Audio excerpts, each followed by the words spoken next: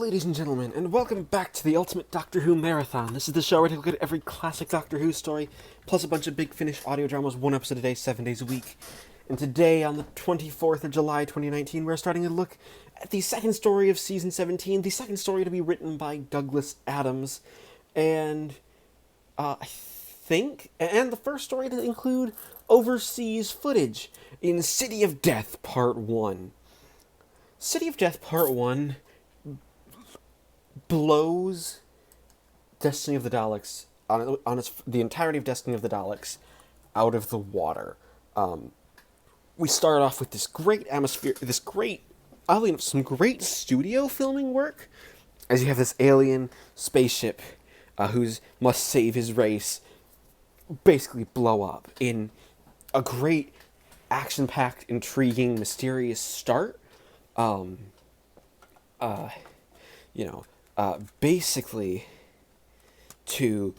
Basically getting us starting with some nice action on the story.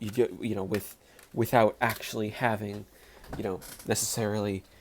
It's not the biggest most action-packed start, but it's a good start, and then we immediately transition to establishing shots of Paris. Now, the Paris location filming is one of the best aspects of this story. Douglas Adams knows how to write a script. Now, okay, I say Douglas Adams. I will acknowledge now that City of Death was from an idea by David Fisher, Graham Williams, and Douglas, but Douglas and by David Fisher, but it was Douglas Adams who basically rewrote the story, and that's why it's credited to David Agnew,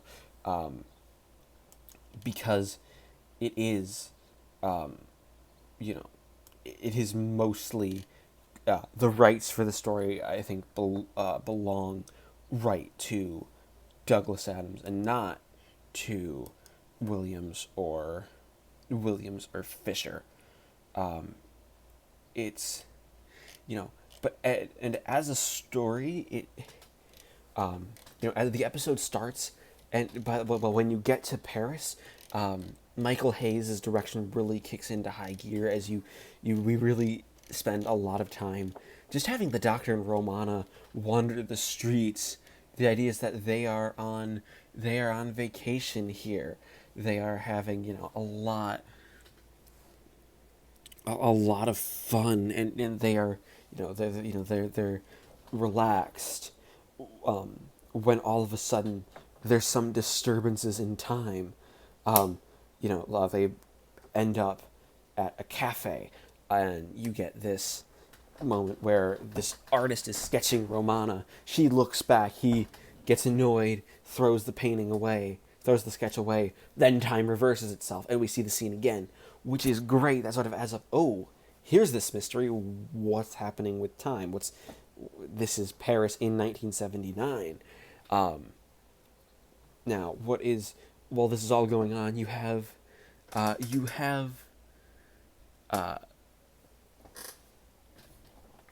real sense of the story, just kind of a real sense of the story going towards, really giving us.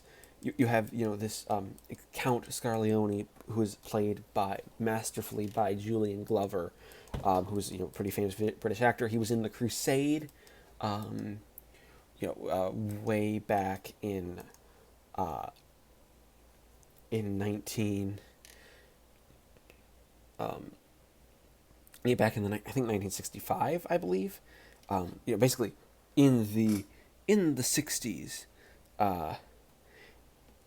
In the 60s, and the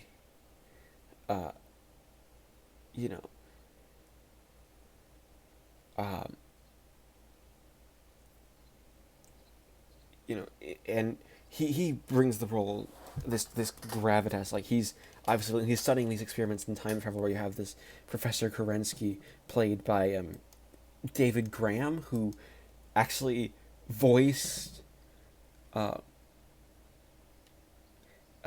he voiced the Daleks, basically for all the Hartnell Dalek stories, right until and two Peter Cushing movies. So all of the Dalek stories, which is, great. He's a great, prolific actor. Um, you know, it's he's he's a lot of fun here. And then you have Catherine Schell playing the Countess, who the Doctor bumps into and steals this bracelet off of, which is like an alien tracking material, because the Doctor and Romana make it to the Louvre, where Romana actually mentions the Braxiatel collection, which will become slightly important for a later story way down the line in the McCoy era. Don't worry, we'll be covering that. Um, in that milestone when we get there. But you get this. You really just, a lot of the story is atmosphere. Like, you have Romana and the Doctor having these amazing back and forth. Like, Romana's like, "Oh, the Mona Lisa's pretty good, pretty good."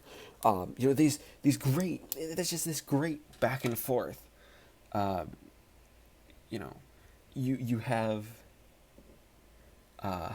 You have the episode building to the Doctor. The Doctor then gets chased by this detective, Duggan, played by Tom Chadban, who I believe we might have seen in an audio before. I know he appears in other audios, um, uh, but yeah, no, we have not actually seen him before. He's done stuff. We will see him again in a couple of audios as different characters. Um, but he's great. He immediately thinks the Doctor and Romana are working for the Count.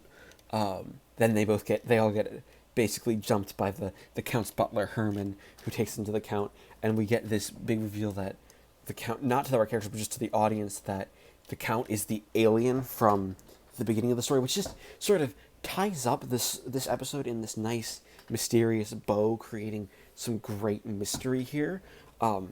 Also, just the episode is brimming with this amazing humor. This is written by Douglas Adams. He is, at the wit is great. Like, you have this point in the cafe, where you see that the sketch of Romana was just a lady with a clock face. Well, for a time lady, that's not a bad likeness. You have lines like, when Duggan is holding the Doctor and Romana at gunpoint into a cafe, the Doctor just casually orders 3 glasses of water. You have the Count telling Kerensky, who's complaining about being overworked, needing a good meal. Well, immediately tells his butler, order 5 escargot, half a bottle of wine. It's like, look, but I need sleep. Cancel the wine. Get a vitamin pill. It's these just witty one-liners come quickly, and they're really, really solid. Basically making a really, really solid episode. Probably one of the best episodes of televised Doctor Who, probably since the Stones of Blood. If we're talking including audience, probably since the Justice of Jellicsar for comedy wise. So overall, I'm going to give City of Death Part 1 a perfect 10 out of 10. Alright, it is the 25th of July 2019, and I just finished watching Part 2 of City of Death, which is genuinely an amazing episode. It continues on from the first one so well. In most of the episodes, you see more of Paris, but this is the episode where you have the Doctor, Romana, and Duggan come face to face with Count Scarleone for the first time, and it's hilarious. The Doctor Tom Baker plays the Doctor here as a complete fool. He stops Duggan from trying to let them escape by using it. It's like, oh, that's an expense. It's some famous chair name. Basically, to get the Doctor into, not even basically to get what he wants out of the situation. The Doctor is working basically his hardest to figure out what's going on. Like, it's a Louis Quinn's chair. He also is he calls the Countess a beautiful woman, probably, and you have a wonderful butler. He's so violent. And of course, the Count Scarleone has these great moments as well, where he's like, "Oh, work at the Countess. I don't think, my dear, I don't think he's as stupid as he thinks. Oh, my dear, no one could be as stupid as he seems." And the doctor allows himself to get captured. And then there's this, once they get captured, of course, once they escape, you have the doctor investigating the machine while Romana's just doing stuff in the background. She's basically building up equipment and figuring out, oh, hang on, this cell is way too small to be running up alongside the stairs. There's something else there. And surprise, there's 6 extra Mona Lisas. Why? Because the Count is trying to steal the real Mona Lisa, and he's going to try to sell 6 extras. And guess what? The doctor, being a time traveler, and, of course, having met Leonardo da Vinci, can tell, yeah, no, these are genuine Mona Lisas. So yeah, there are 7 genuine Mona Lisas in this story. And the episode ends with the doctor, like, we get this point where you see the just this genuinely good plan of how the doctor and the Doctor and Romana, how the Count and Countess are going to steal the Mona Lisa, which works. The Count eventually goes downstairs to check on them, obviously, and is like, oh, well, the doctor, he explains his plan, and basically by answering yes or no questions. And it's this amazing comedy. Like, there's just this wit, and there's just this constant drive in the comedy to be hilarious and keep things moving. It's incredibly funny. You can tell this was written by Douglas Adams. This is an author who is who does an amazing job of just telling a good story. You have Douglas Adams as as writer really is like, right, we're beating it into everyone that, yes, this is where here's the story, here's what we're doing, here's all this wit. And we go back to Florence. The doctor takes the TARDIS back to Florence and basically gets captured by a guard there. And oh, there's this Marshal Tankersley, who is Count Scarleone, who knows the doctor. Like, which is just a great clever. It's like, it adds this whole new layer that, oh, time travel is going to be important.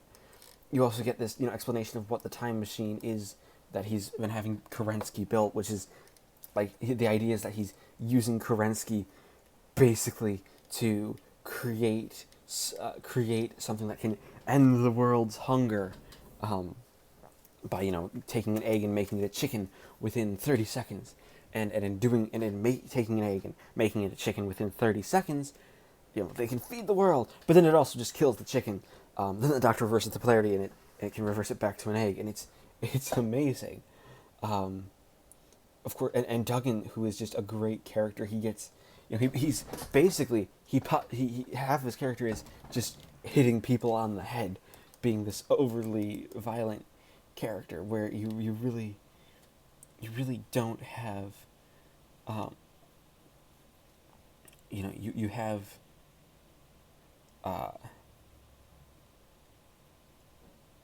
you also have this idea, like, this great idea of, oh, but you can't break into that that time bubble that you've created. You just created a time bubble, which is, again, it's great. And the doctor talking to Leonardo da Vinci, who doesn't show up. He's not in this story.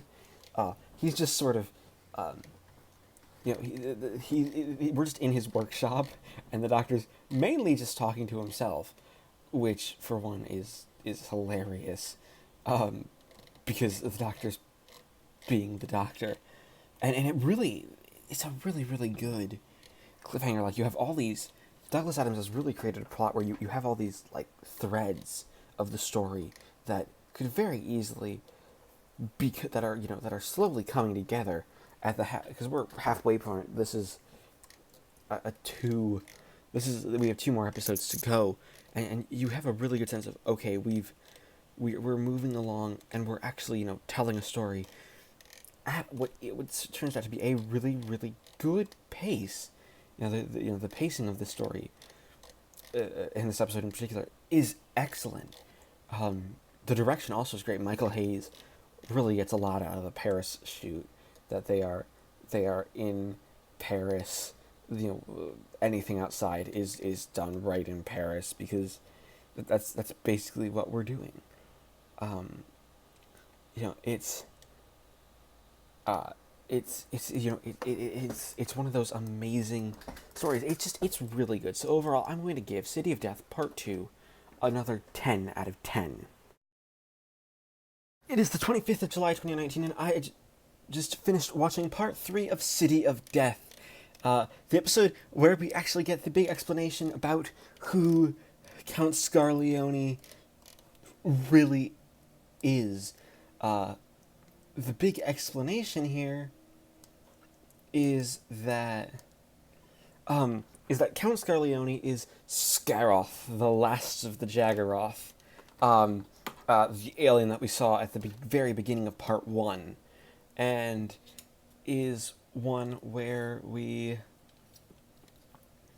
really see that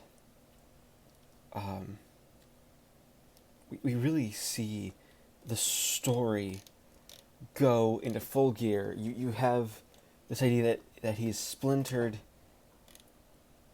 in time. You have the entirety of this episode being the villain explaining his plan, but also slowly going insane. Like, as his plan comes to fruition, like, they steal the Mona Lisa. The idea is that he's building this time generator so he can go back and try to stop his ship from exploding and splintering him in time. Which obviously that's going to create a paradox. And also, because if he does that, well, one, the human race won't exist, so the Mona Lisa won't exist, so he won't be able to go back and do it. It's one of those. It's one of those stories where it's one of these episodes where you have just this larger than life villain traipsing around the place, and he is great. Like he essentially scares the Countess into kind of leaving him. He blackmails Romana back into the story, mainly because she's like, well, I need someone to fix it, so you're gonna do it. And basically, the big cliffhanger is Kerensky gets advanced in time, basically as blackmail, so Romana will help while the Doctor is still trying to travel back. And once again, this is still a story where you get just the amazing sense of comedics, of wit and witticisms. This is still a story written by Douglas Adams. You still feel Douglas Adams' hand right in the middle of the story. Like you really see that. Yeah. This is an Adams script. You see the way you have this amazing moment where the Doctor finds a note from Romana and Duggan after he says, "Oh, I hope they don't go back to the chateau." It's like, "Doctor, we've gone back to the chateau." Oh shit! It's this amazing comedic timing that Tom Baker brings to the role, and this amazing timing where you have the Doctor and just trying to do his best, yet still being the Doctor, and he's excellent. The and for one, you have such a great guest cast. You have the Doctor who's being put to the torture, and him being put to the torture is basically like, sort of like, it's like, get the thumb screws. Oh, he screams when he lets out this yelp because basically the idea is, well, his hands are cold.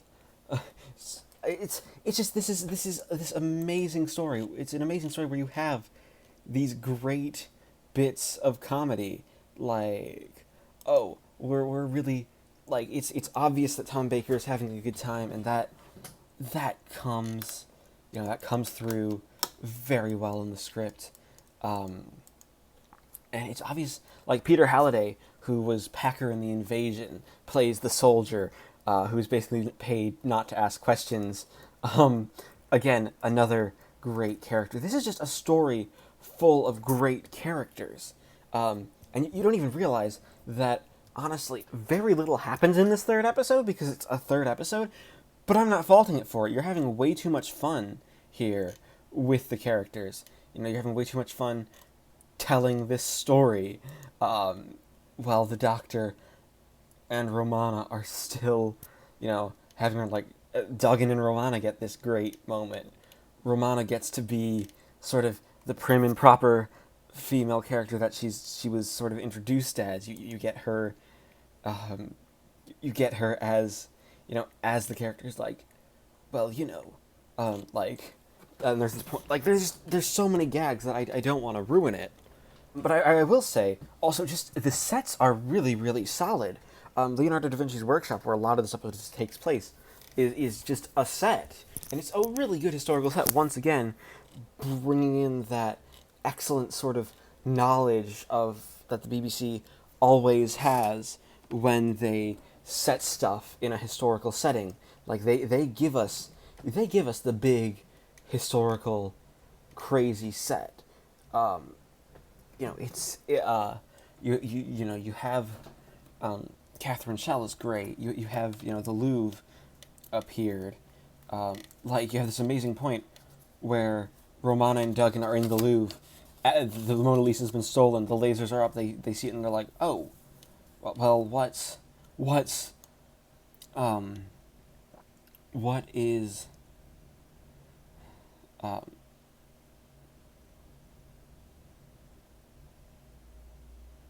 what is the um what is the what is really going on here.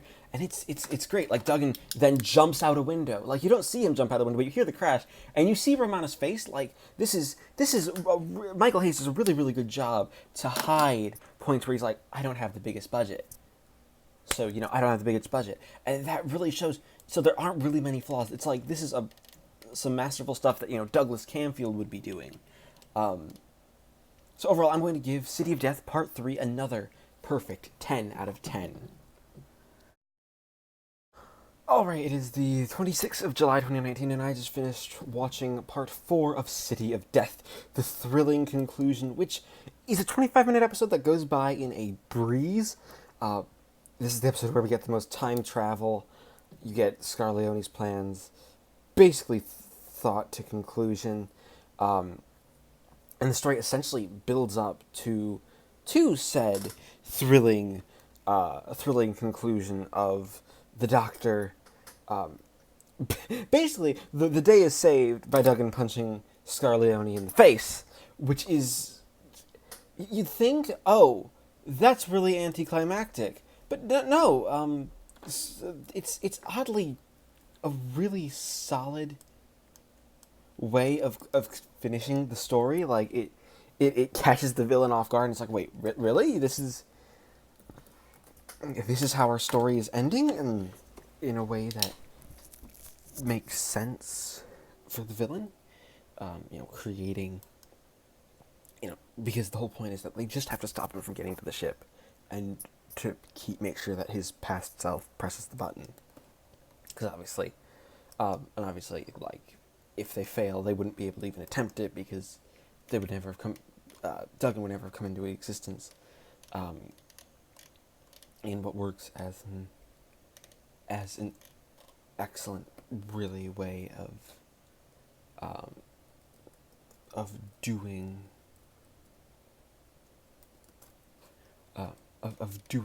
the big, the big finale, because then you still get the big explosion of the world, and then you actually have the Scaroth die, mainly because Herman sees his butler, sees him as he truly is, um, and seeing him as he truly is, that basically makes him shoot him, and then the entire house blows up in smoke, uh, and a Mona Lisa, one of the 6 Mona Lisas, is rehung in the museum. However, it's not the original. It's not the famous one. It's one of the ones that the Doctor wrote in felt tip pen in the early 16th centuries. This is a fake on, which is just this great bit of irony, and this amazing idea that, and it sort of ends on this idea that there is no, art is in the eye of the beholder, and ideas like that. But you also have this amazing thing where where Scarleone kills the Countess because the Doctor, when he arrives at the mansion, he talks to the Countess and basically sows the seeds of doubt. Like, it's like, oh, well, how do you, like,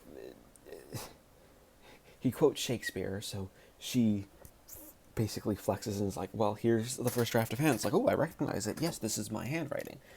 Basically making it so that the Doctor was the one who wrote the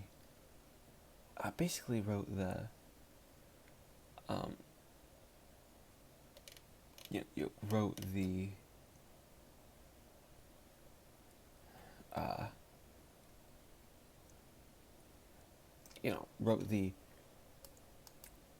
wrote the first draft of Hamlet.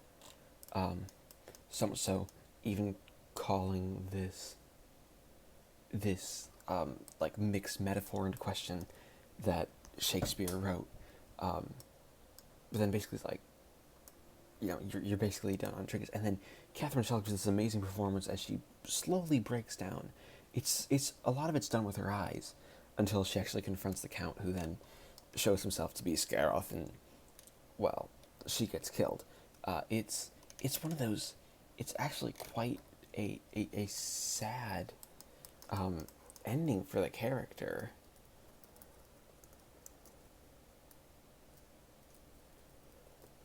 It's one of those. It's one of those stories where you really have this ending where it's like, wow, that's dark for this character. Even though there's a bunch of humor and humor used in the story, and a lot of humor dealt around at the as to where the story is going. It still has these nice dramatic moments. Again, you have Duggan giving the most important punch in all of human history, all building up to that great climax. It's really a story that shows what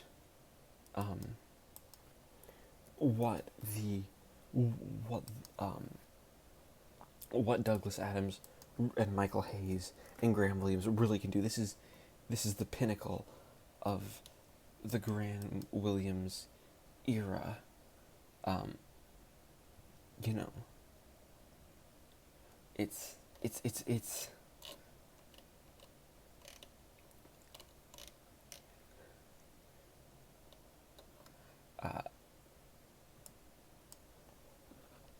It's it's comedic, and it's a mile a minute on the jokes. It's like just keeping them going and running with them, not giving you,